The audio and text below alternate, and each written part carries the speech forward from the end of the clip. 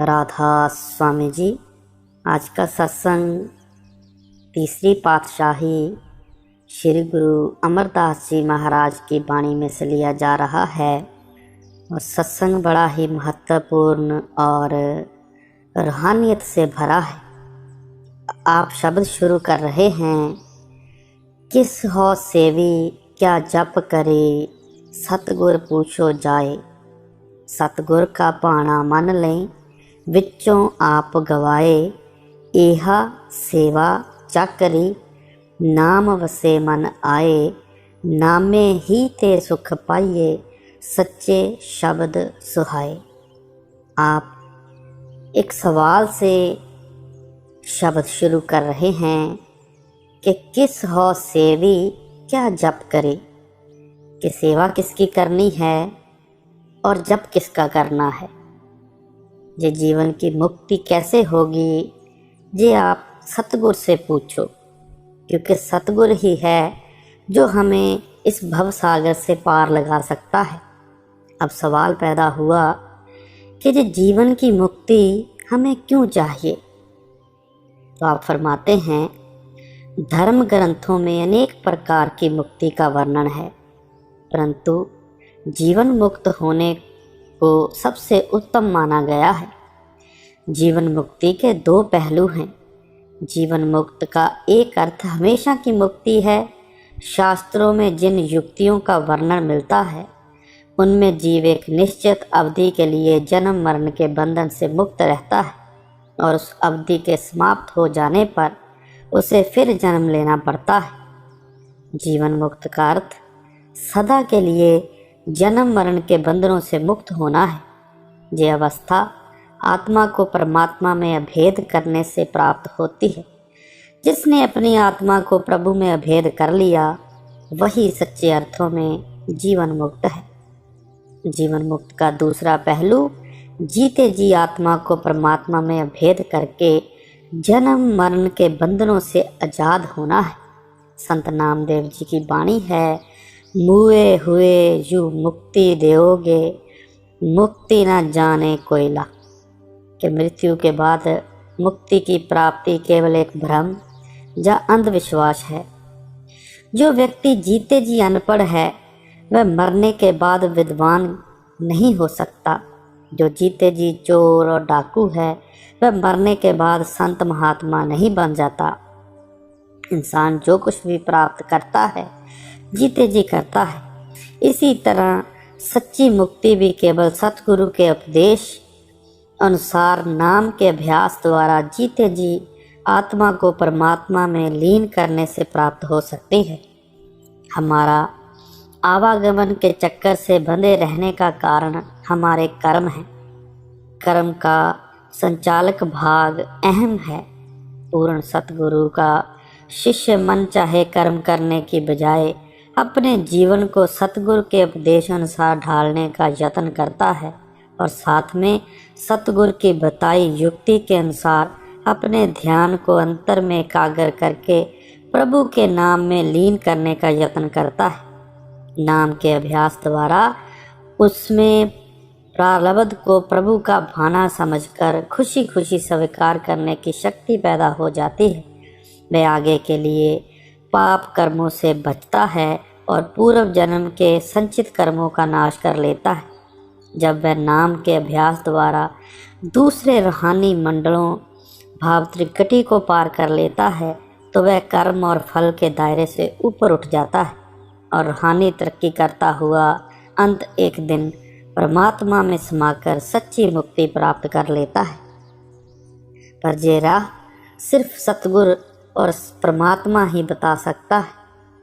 फिर आप आगे फरमा रहे हैं, सतगुर का भाना मन लें, विचों आप गवाए। अब बात रज़ा की आती है, भाने की आती है। तो आप फरमाते हैं कि जो भी सतगुर का हुक्म होगा, भाना होगा, आप उसमें खुश रहो और अपने आप से मैं को ख़त्म कर दो। भाना संत मत का बहुत ज़रूरी और सूक्ष्म पहलू है। संतों महात्माओं ने अपनी वाणी में भाणे के कई पहलुओं पर प्रकाश डाला है। संत महात्मा समझाते हैं कि वह प्रभु कोई संकल्प, सिद्धांत, कल्पना या नियम ना होकर एक वास्तविक सत्ता, हस्ती या वजूद है। वह हस्ती या सत्ता चेतन, ज्ञान रूप और इच्छा रूप है। यह संसार प्रभु की इच्छा, रजा, भाणे या मर्जी का खेल है। जगत की उत्पत्ति का कारण भी प्रभु की इच्छा है और इसका संचालन भी उसकी इच्छा के मुताबिक हो रहा है। उस प्रभु ने अपनी इच्छा के मुताबिक जगत के संचालन के लिए भौतिक, नैतिक और आध्यात्मिक नियमों का निर्माण किया है। प्रभु की इच्छा, रजा या भाणे से ही जीव सत्यलोक से इस मृत्यु लोक में उतरते हैं और उसके भाणे, रजा या मर्जी से ही वापस जाकर उसमें समा सकते हैं। भाणे का दूसरा अर्थ है कि प्रभु ने जीव को एक विशेष उद्देश्य के पूर्ति के लिए संसार में भेजा है और वह उद्देश्य जगत के बंधन तोड़कर दोबारा प्रभु से मिलाप करना है। इस उद्देश्य की पूर्ति करना प्रभु के भाणे या रजा को स्वीकार करना है और इस उद्देश्य को भूलकर दुनिया के व्यर्थ के धंधों में खोए रहना आपकी इच्छा, मर्जी या भाणे के अनुसार चलता है। भाणे या रजा का तीसरा पहलू यह है, प्रभु ने संसार के संचालन में कर्म और फल का नियम लागू किया है। इंसान को जो भी सुख दुख प्राप्त होते हैं पूर्व में किए गए अपने कर्मों के अनुसार होते हैं। सुख दुख अपने कर्मों का फल है, किंतु कर्म और फल का विधान उस प्रभु की रजा, भाणे या मौज के अनुसार चलता है। इसलिए सुख दुख, मान अपमान, लाभ हानि को प्रभु का भाणा समझकर खुशी खुशी स्वीकार कर लेना चाहिए। गुरु अर्जन देव जी कहते हैं, जो प्रभ कीनो सो भल मान्यो, ए सुमत साधु ते पाई। कि प्रभु द्वारा किए हुए कर्मों को बिना मन के दखल के खुशी खुशी स्वीकार कर लेना। भाणे का असल अर्थ ही उन बातों को खुशी खुशी स्वीकार करना है जो मन की मर्जी के अनुकूल ना हो। मनपसंद बातों को तो हम खुशी से स्वीकार कर लेते हैं, किंतु जो बातें मन की इच्छा के विपरीत हों उन्हें भी खुशी खुशी स्वीकार करना ही सच्चे अर्थों में भाणा मानना है। संत महात्मा समझाते हैं कि वह प्रभु सर्वज्ञाता ही नहीं, दया और प्रेम की भी मूर्ति है। वह कभी कुछ भी ऐसा नहीं करता जो गलत हो और जिसमें उसकी दया और प्रेम ना छुपा हो। हमारी बुद्धि अधूरी है, हमारे सोचने और देखने का दायरा बहुत छोटा है।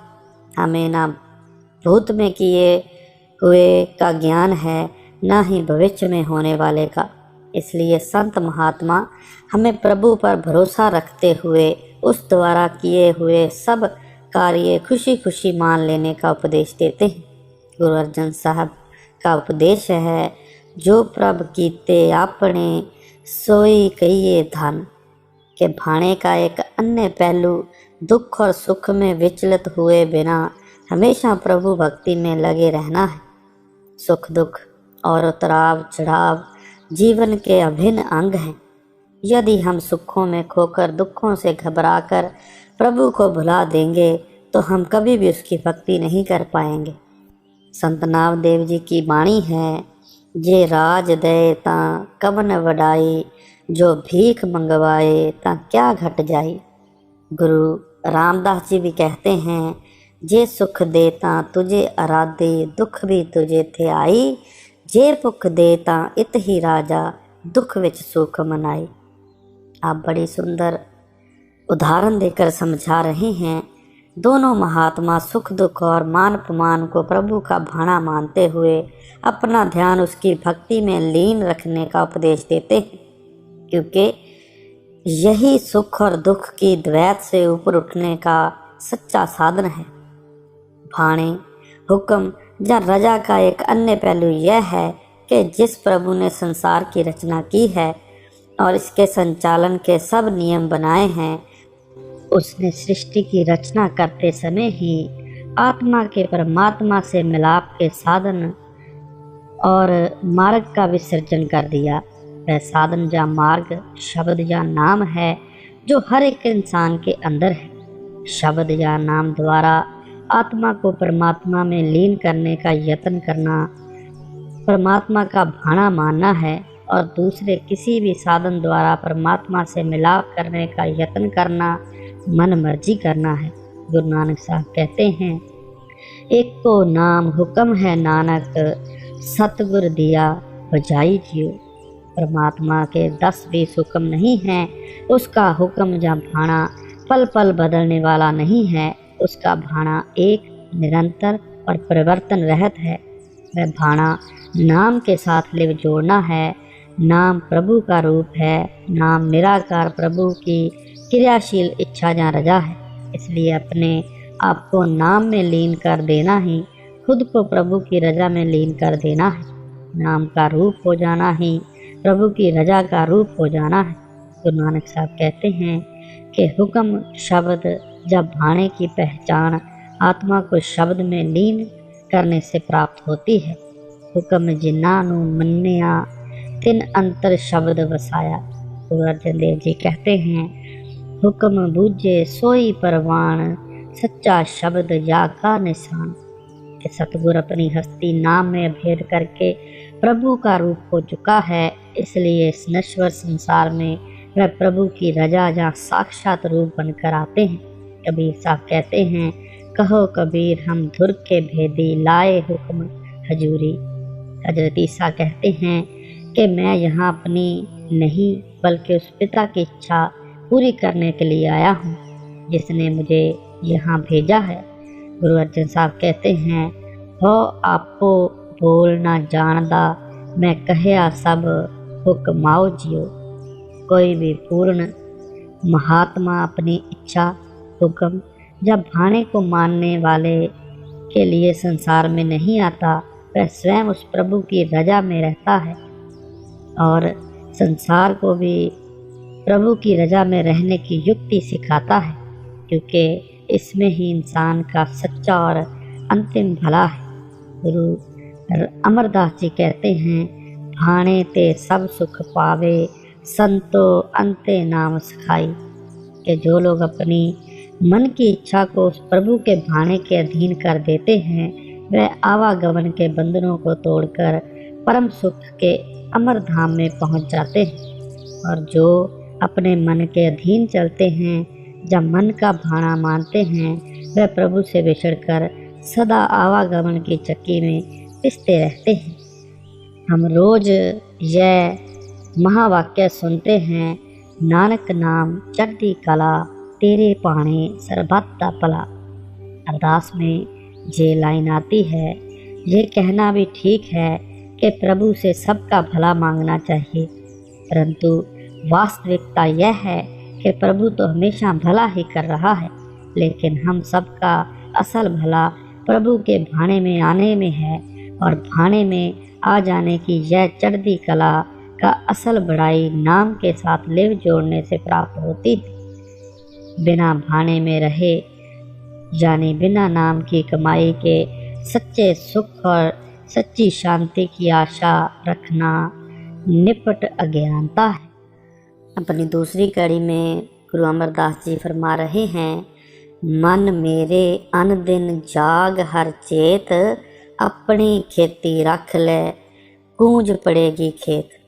अब भाणे को समझाने के बाद गुरु साहब मन की तरफ आ रहे हैं और आप फरमा रहे हैं, मन मेरे अन दिन जाग। ये जितना भी हम आँखों के सामने खेल देख रहे हैं, ये एक बहुत बड़ा माया का जाल है और ये जाल सारा मन ने पैदा किया हुआ है। तो गुरु साहब बोल रहे हैं, समझा रहे हैं, मन मेरे अन दिन जाग, कि तू अब जाग और हरि को याद कर, उसका सिमरन कर, नहीं तो क्या होगा, अपनी खेती रख ले गूंज पड़ेगी खेत। भाव तेरी जब मौत आएगी तो सब कुछ यहाँ पर फना हो जाएगा, तेरे हाथ पल्ले कुछ भी नहीं पड़ेगा। आप फिर फरमाते हैं, मन कियाँ इच्छा पूरियाँ, शब्द रिहा भरपूर, पै पाए भगत करे दिन राते, हर जियो वेखे सदा हदूर। सच्चे शब्द सदा मन राता, भ्रम गया शरीरों दूर। निर्मल साहिब पाया, साचा गुणी गहीर। संतों महात्माओं ने संसार को प्रभु की लीला, नाटक या खेल कहा है। नाटक, लीला या खेल देखने में सुंदर और आकर्षक होता है, लेकिन वास्तव में होता मात्र खेल या नाटक है। नाटक सत्य नहीं होता और थोड़े समय के लिए होता है, जिसका अंत निश्चित होता है। यही कारण है संतों महात्माओं ने अपनी वाणी में जगत की नश्वरता पर बहुत बल दिया है। संत महात्मा समझाते हैं कि मनुष्य जन्म का वास्तविक उद्देश्य पूर्ण और स्थायी आनंद की प्राप्ति है।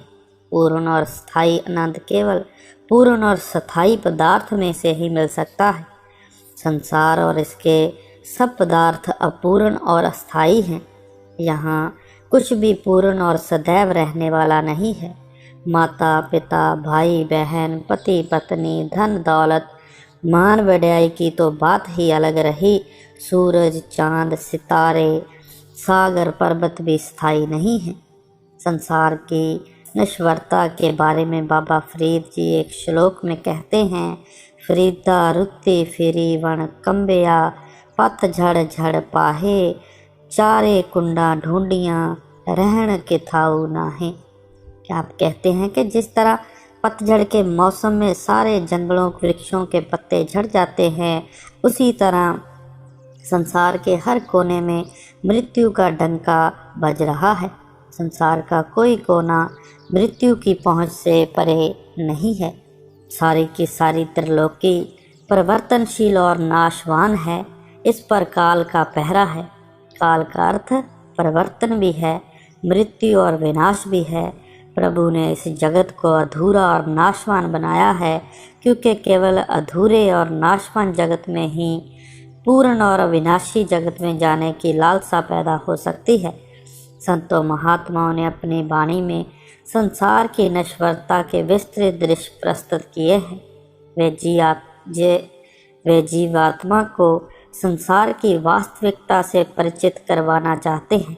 वे जीव को समझाना चाहते हैं कि यह दुनिया उसका सच्चा देश नहीं है। ये दुनिया के रिश्तेदार उसके सच्चे रिश्तेदार नहीं हैं, और ये इंद्रियों के भोग आत्मा का सच्चा आहार नहीं है। जीवात्मा का सच्चा साथी व संगी व परम पिता परमात्मा है, और उसका सच्चा भोजन शब्द या नाम रूपी अमृत है। संत महात्मा संसार और इसके सुखों के विरोधी नहीं हैं। वे इनकी सीमा और वास्तविकता बयान करना चाहते हैं। वे समझाना चाहते हैं कि सांसारिक सुख वे समझाना चाहते हैं कि सांसारिक सुख शारीरिक और मानसिक है, आध्यात्मिक नहीं। यह नश्वर संसार और इसके संबंध उस अविनाशी धाम, उसके सुखों और परम पिता की जगह नहीं ले सकते। यही संतों महात्माओं ने संसार की नश्वरता पर बल देने का वास्तविक उद्देश्य है। संत महात्मा समझाते हैं कि नश्वर संसार का मोह मनुष्य को संसार से बांध कर रखता है, और अविनाशी प्रभु का प्रेम उसे संसार से मुक्ति देकर प्रभु से मिला देता है। जीवात्मा के अंदर प्रभु का प्रेम स्वाभाविक रूप से मौजूद है, लेकिन यह प्रेम संसार के प्रेम के नीचे दब गया है।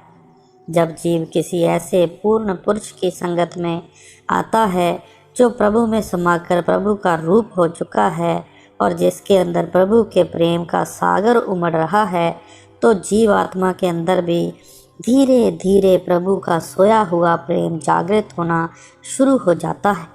जब जीव ऐसे पूर्ण महात्मा द्वारा समझाई गई युक्ति के जरिए अपना ध्यान अंतर में एकाग्र कर लेता है, तो उसकी लिव प्रभु के नाम से जुड़ जाती है।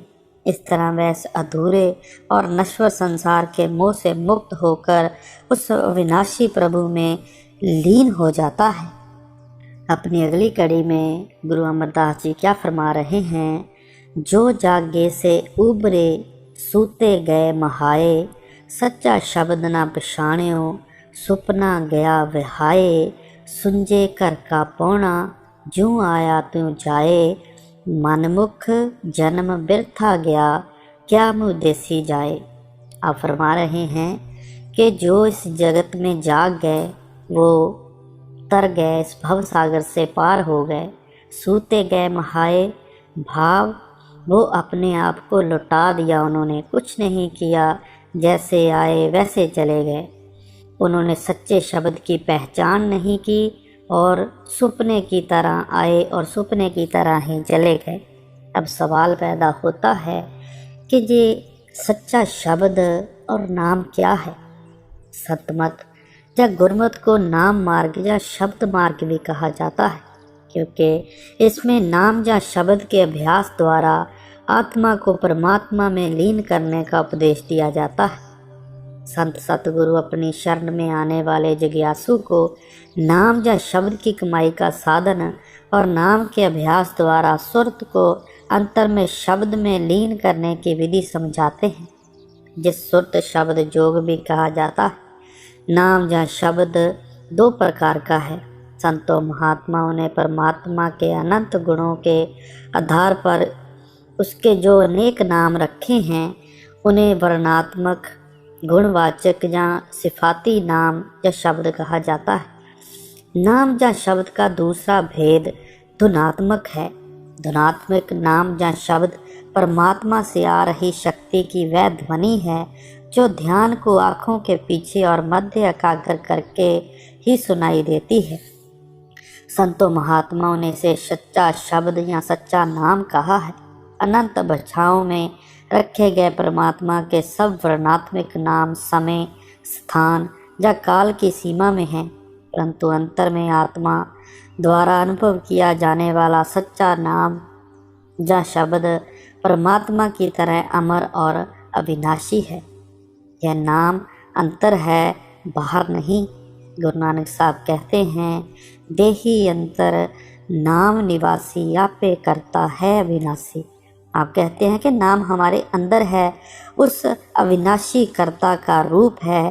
गुरु अर्जन देव जी कहते हैं, नौनिध अमृत प्रभ का नाम, देही में इसका विश्राम। गुरु अमरदास जी भी यही कहते हैं, शरीर पालन को बाहर जाए, नाम न लहे बहुत बेगार दुख पाए।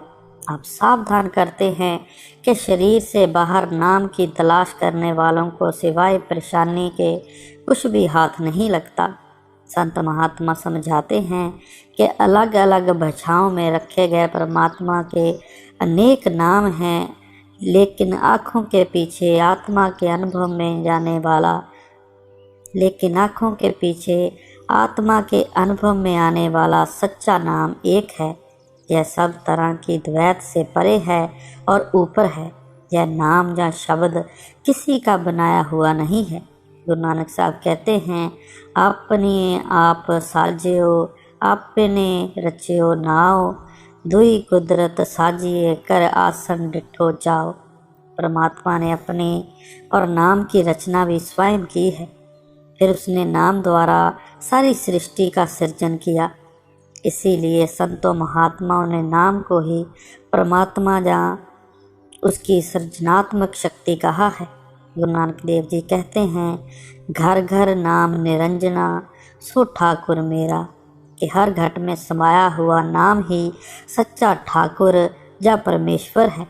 गुरु अमरदास जी कहते हैं, नाम में ही ते सब कुछ हुआ। और गुरु नानक साहब भी यही कहते हैं, जेता कीता तेता नाओ, बिन नामे नाही को धाओ। गुरु साहबान इशारा करते हैं कि समस्त सृष्टि का सृजन नाम ने किया है और नाम सर्वव्यापक है। गुरु अर्जन देव जी एक जगह कहते हैं, नाम के धारे सगल जंत, नाम के धारे खंड ब्रह्मांड। अब आप इशारा करते हैं कि नाम द्वारा पैदा की गई सृष्टि नाम के आधार पर कायम है। परमात्मा शब्द या नाम का भंडार है। उसका वास्तविक स्वरूप शब्द या नाम है। परमात्मा शब्द या नाम सबका एक ही है। परमात्मा नाम का सागर है। सृष्टि की रचना करने वाला नाम उसकी लहर है और आत्मा उसकी बूंद है। परमात्मा शब्द और आत्मा सजातीय हैं। तीनों का असल एक है। दरिया से निकाली गई नहर में दरिया की और बिजली घर से आ रही तार में बिजली घर की पूरी शक्ति समाई होती है। इसी तरह परमात्मा में से ही बह रही शब्द या नाम की धारा से परमात्मा की पूर्ण शक्ति समाई हुई होती है।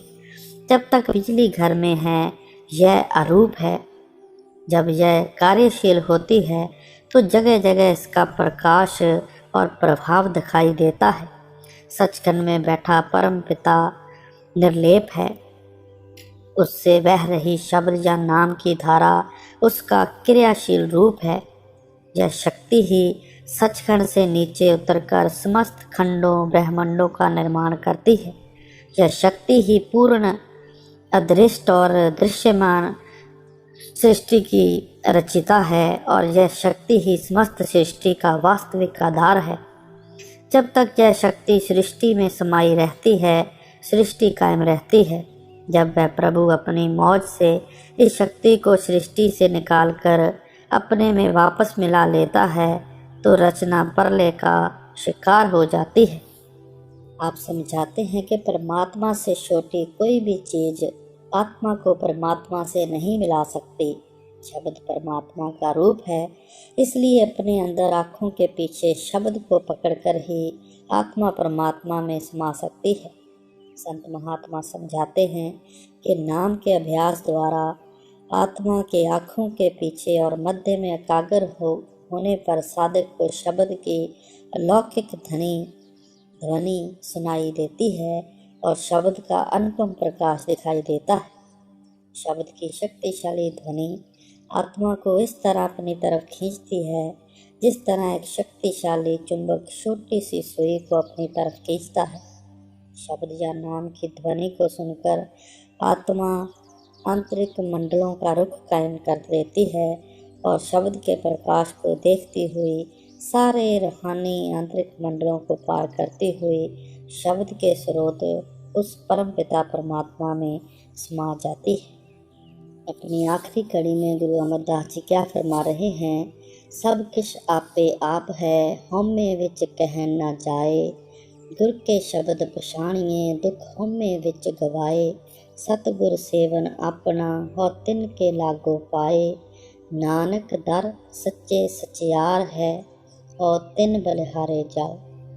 कि जब तक सचखंड में बैठा परमात्मा देह धारण करके साकार रूप में प्रकट ना हो आत्मा कभी अपने आप अंतर में स्थिर या शब्द या नाम से नहीं जुड़ सकती।